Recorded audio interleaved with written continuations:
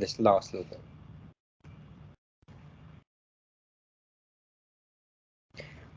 So where we'd got to previously was we'd imported the data, and I'll just redo that. So that's brought it in. Oh, I need to re-upload my file, of course, because I left Google Chrome and therefore no longer has my files uploaded. So I just have to re-upload my Hubble data, get reminded that as soon as I leave, it'll be gone. Click the X to hide this. Now we can run this, so let's import it. And we can see we've got our distance and our recession velocity. We've only got the first few columns being shown here because I've just asked it for the head of the data, the top bit. You could change that around there if you want to, so instead of the head, you can print the tail. And it'll print the last few rows. So we can see we've got 23 rows there. Now you can view specific columns in the same way you can with a dictionary, where with a dictionary we just looked at the XE.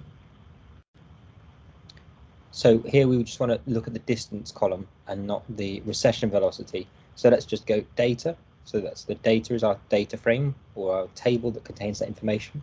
Get the distance, and we're also going to print out the mean value and the median value from that. So the nice thing with pandas, this library that we're using, and the Python in general, is that loads of these operations are just built in. So we could just ask it, well, what's the mean of that table? What's the mean distance? 0.91 light years. What's the median distance or the middle distance? 0.9. We can also ask Python to just summarize it, so tell us what's going on. So it'll count how many rows there are in our data frame, what the average distance is, and what the average or mean recession velocity is, what the standard deviation, so the spread of the data. Don't worry, we'll cover that later on if you've not covered it before. What the minimum value is, what the 25th percentile value is, 50th percentile is the median or the middle one, 75th percentile, and then the maximum value. So it's just what's the minimum, the max, and the ones in between. So you get an idea of the spread of the data. And that is a great question, Prachi, why we're using statistics. Data science is, in essence, the application of statistics to try and solve numeric problems at its core. In order to do any AI with anything, we have to have a numerical representation of it to apply our mathematical or statistical models to it. And in order to do things with the data, we need to understand what's going on with that data, so we describe it statistically. Now, there are pros and cons with this. There is issues with using statistics entirely to describe stuff, and the same way there's issues with just using plots or visualizations to describe stuff. So you need to use a mixture of the two, so looking at the data and describing it in terms of stats.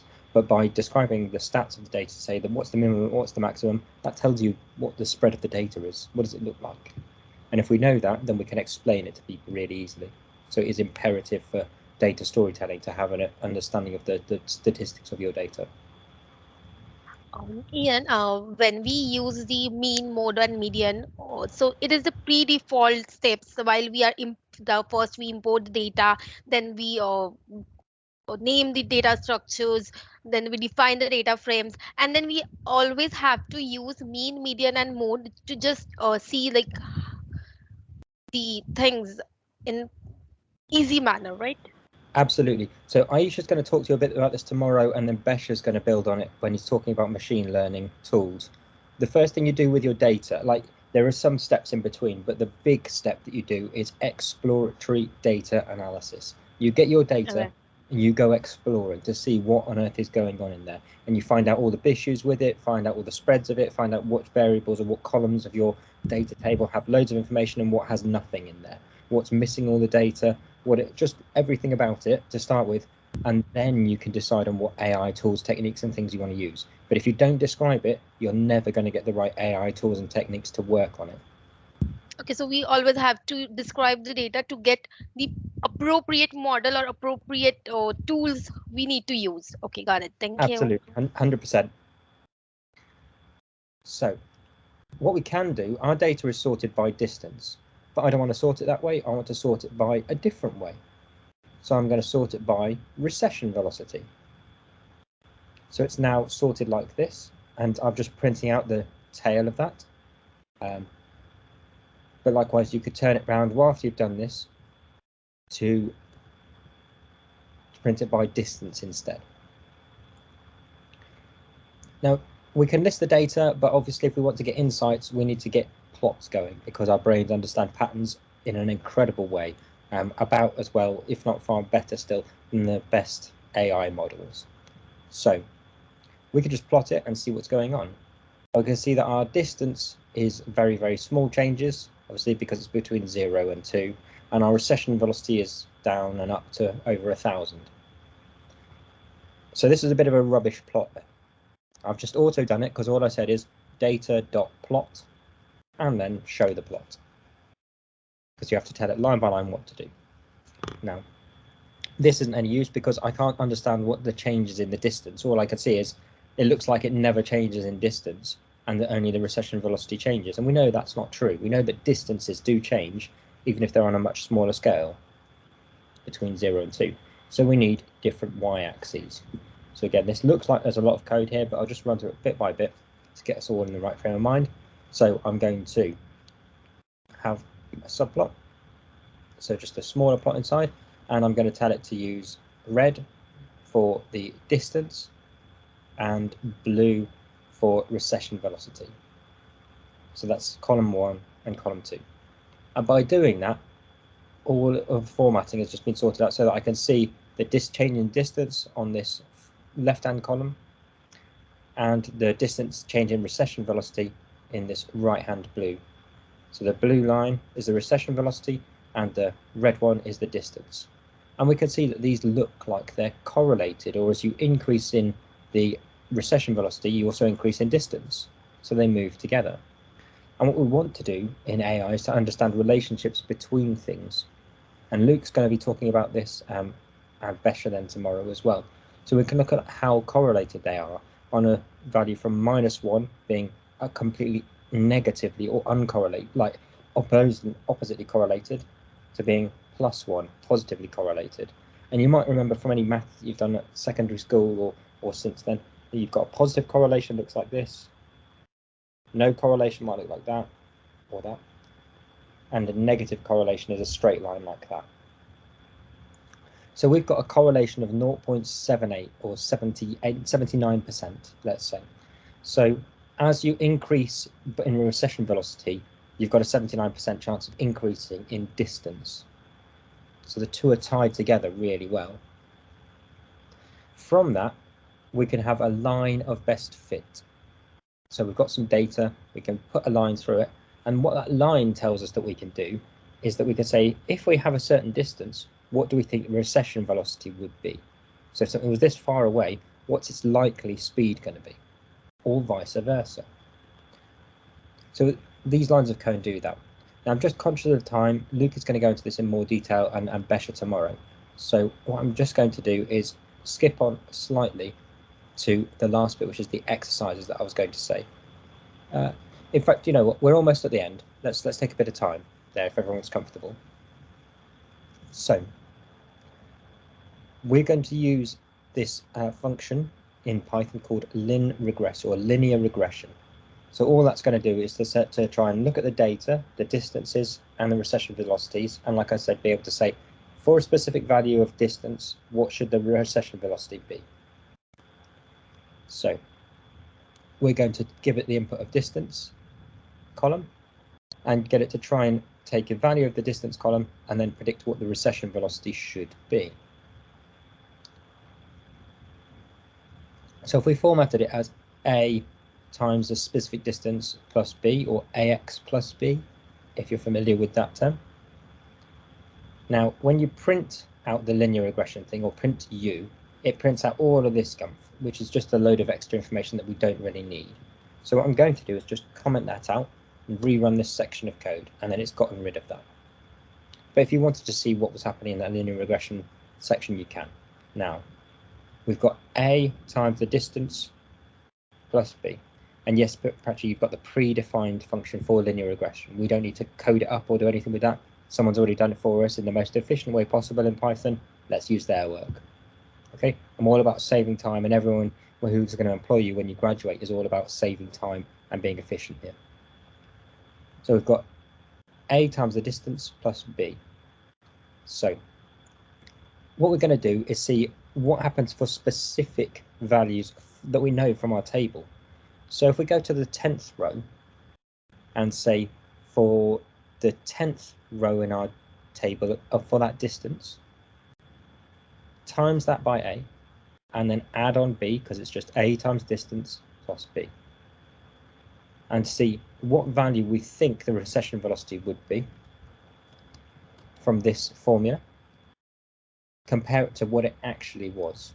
And this is a really good test for AI models. If you can keep some of your data secret or check what it's doing, we could say, what do we think it should be saying versus what was it actually saying? And the closer they are, in general, the better your AI model is. So we could see that it predicted a recession velocity of 322.5 and all these other numbers, but 322. The actual recession velocity for row 10 was 300. So that's really close. It's just out by a factor of 20 on a scale of minus 200 to 1,000. I mean, that's pretty good. But if we pick a different row, it's not done as well. So if we look at row 15, so row 15 times A, distance times A plus B,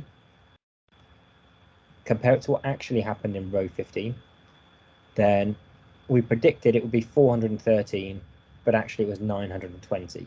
So it was out by like more than 50%, 500, it's miles out in terms of the speed.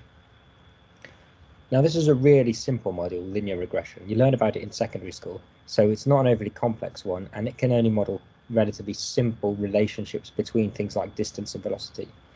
You might need something a bit more complicated, and that's where our machine learning tools techniques come in. They can model really complex functions and get a good understanding of what's going on between correlated and uncorrelated variables and columns. Okay. So there's some exercise at the bottom of the code here. So what I was going to say was to first of all do an extra print statement to say, hello world, I love AI.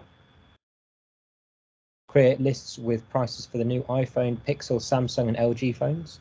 Get them from any provider or from the internet just to create those and get a bit of practice. See what happens for the prices when the phones have an import tax removed at 12.5%. Then turn them into a dictionary.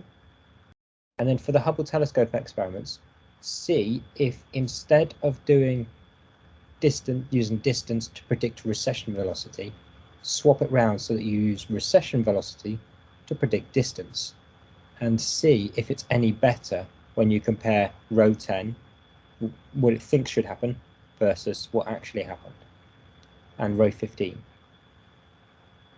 So you've got a few little activities there to occupy yourself with, just get that practice in programming, just to make sure you're all okay, even if you've done lots of programming before, just to make sure you've not gotten rusty. Now, I know there's been some questions about the quiz activity and that Doe has shared with me. So just wanted to highlight that quiz file is a text file. .md is a type of text file that you can open in Notepad or in text editor, but you don't need to worry about that at the moment.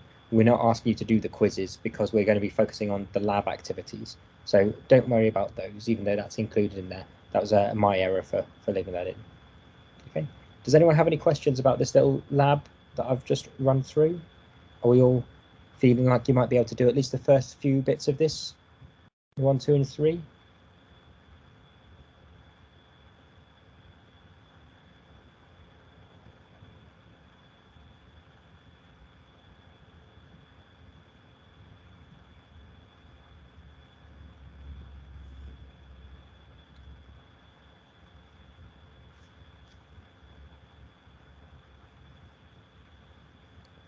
Okay, Deborah, don't panic.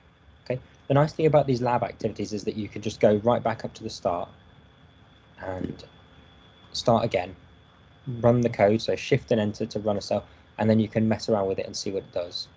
So instead of hello world, you could change it to hello Deborah, for instance, and then shift and enter and see that it works. See what makes it work, see what makes it break. And then the more you do that, the more practice you'll get. Okay. Remember, we're not expecting you to be able to necessarily program before you start with us. We're just trying to give you these opportunities so that you're getting more experience at least, and there's less of a throwing you in the deep end in September.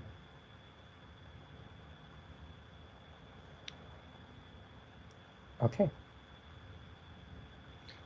Yes, Alex, I will get that shared now. I'm just going to do that. So just a reminder for everyone, if you want to download your Colab file, you go File, Download, download.ipynb. That gets it down into your downloads folder or wherever, and then you can do what you need to with it. I'll share that round with you all now. I'll get Doa to put the link in. Okay, and with that, I'm going to stop the recording a second, and then we'll move on to the next section.